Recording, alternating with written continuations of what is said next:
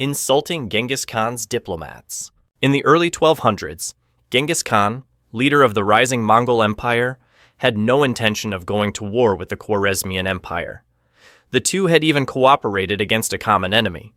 But things changed dramatically when a Mongol caravan entered Khwarezmian territory and was attacked by a local governor, who looted its goods and killed the merchants. Rather than retaliate immediately, Genghis Khan chose diplomacy. He sent envoys to demand justice and punish the corrupt governor. But the Khwarezmian king, Shah Ala ad-Din Muhammad, responded with a disastrous choice. He executed one of the Mongol diplomats and sent back his severed head along with the survivors. In Mongol culture, this was not just an insult, but an outright act of war. What followed was one of the most brutal military campaigns in history. Genghis Khan launched a full-scale invasion, flattening entire cities, decimating the population, and wiping the Khwarezmian Empire off the map. The Mongols didn't stop there and continued their march west, wreaking havoc across Persia, the Middle East, and parts of Europe. It all started with a king who thought that killing his ambassadors would make him look more powerful. Instead, that act sealed the empire's fate in a sea of fire and blood. German U-110 and the Enigma machine. In the spring of 1941, a German submarine called U-110 was patrolling the North Atlantic, hunting for Allied warships. It had damaged numerous targets and was considered a growing threat. But on a mission in May, things went awry. After hitting a depth charge, U-110 was forced to surface, and the crew panicked and many jumped into the sea. Realizing that the submarine would not sink immediately, the British quickly boarded it. Inside, they found what would become one of the most valuable trophies of World War II, an Enigma machine and codebooks, still intact. This was no ordinary capture. The Enigma machine was Germany's most advanced encryption tool, used to transmit military secrets through the Nazi war machine. By capturing it, British codebreakers at Bletchley Park had access to real-time enemy communications. That mistake, the failure to destroy the machinery before abandoning the ship, changed the course of the war. To protect their advantage, the British even let the submarine sink afterward, keeping the entire operation secret. A small mistake by the submarine commander, caused by panic and confusion, turned into a huge intelligence victory for the Allies. And in a war where timing and secrecy were of the essence, that single decision saved thousands of lives. Constantine V's trust in Telerig. In the late 8th century, the Byzantine Empire and the Bulgarian state were locked in a tense strategic rivalry. Emperor Constantine V had a secret advantage in the form of his spy network, which was deeply embedded in the Bulgarian court. For a while, everything went smoothly. Constantine always seemed to be one step ahead, as if he could read his enemy's mind.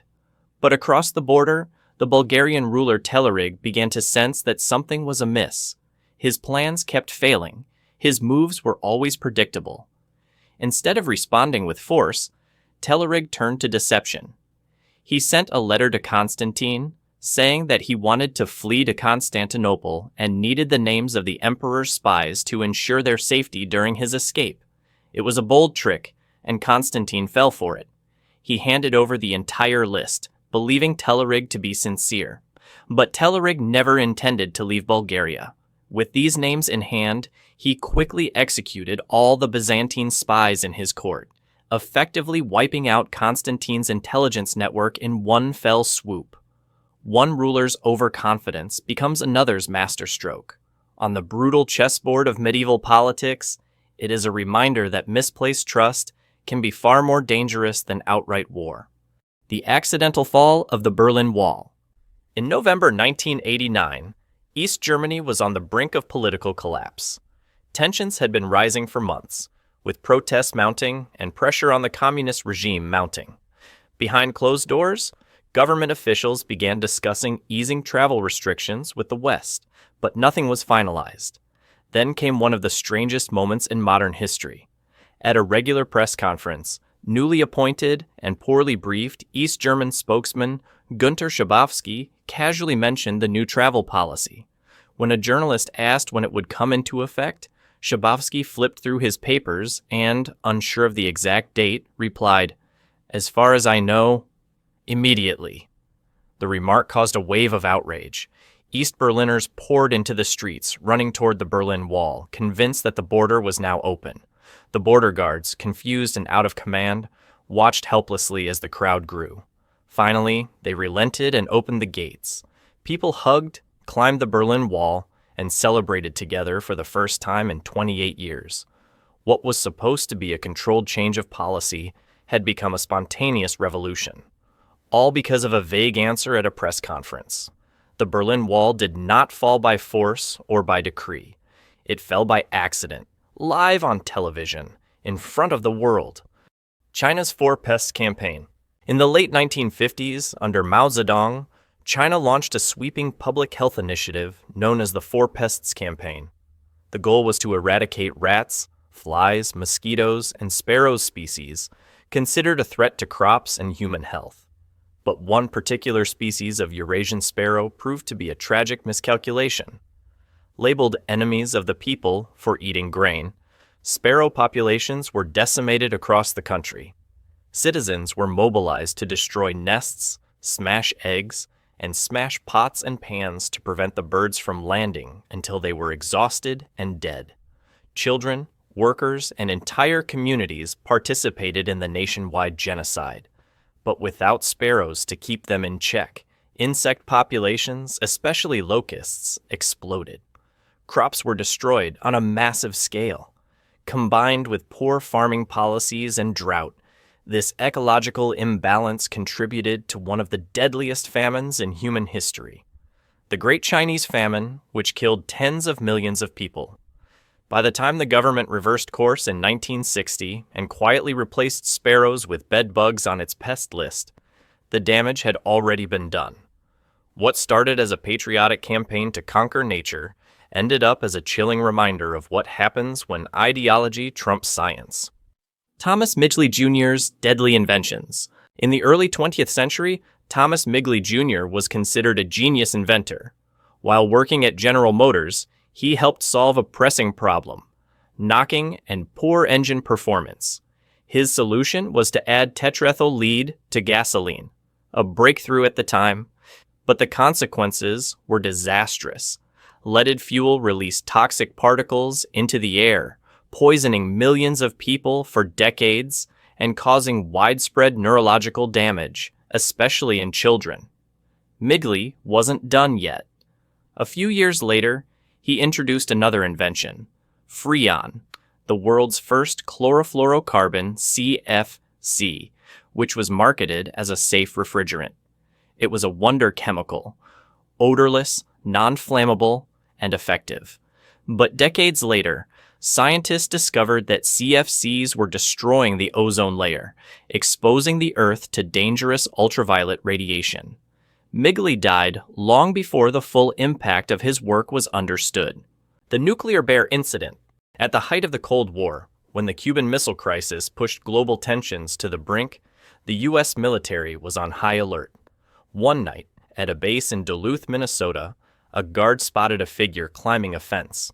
Fearing a Soviet saboteur, he opened fire, triggering a sabotage alarm, a warning designed to warn nearby bases of a potential enemy attack. But at Volk Field, a nearby base in Wisconsin, a simple wiring fault turned that routine sabotage alarm into something far more dangerous, a nuclear launch warning. The pilots on duty rushed to their jets, which were fully armed with nuclear weapons.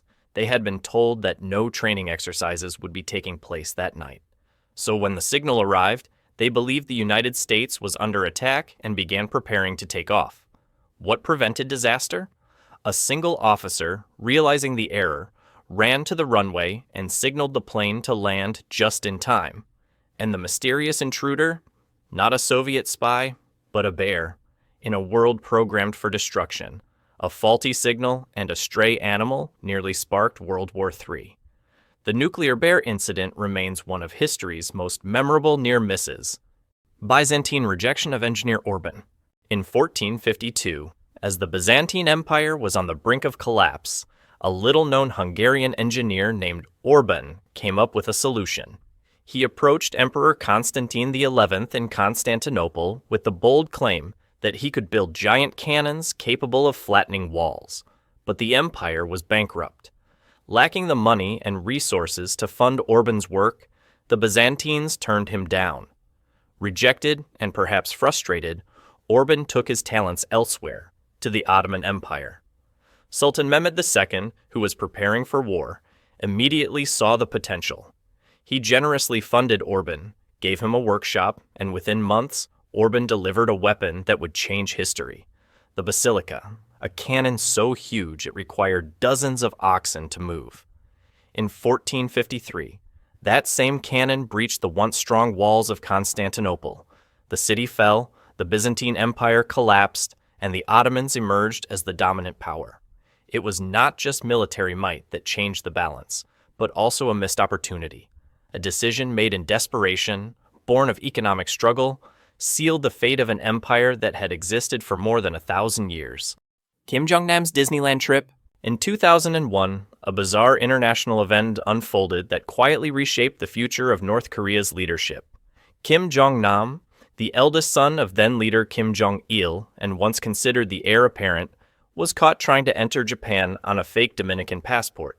His destination? Tokyo Disneyland. The incident caused international embarrassment for the North Korean regime. Kim Jong-il canceled a major diplomatic trip to China in response, and Jong-nam slowly faded from the spotlight. What had seemed like an innocuous amusement park visit turned into a political disaster.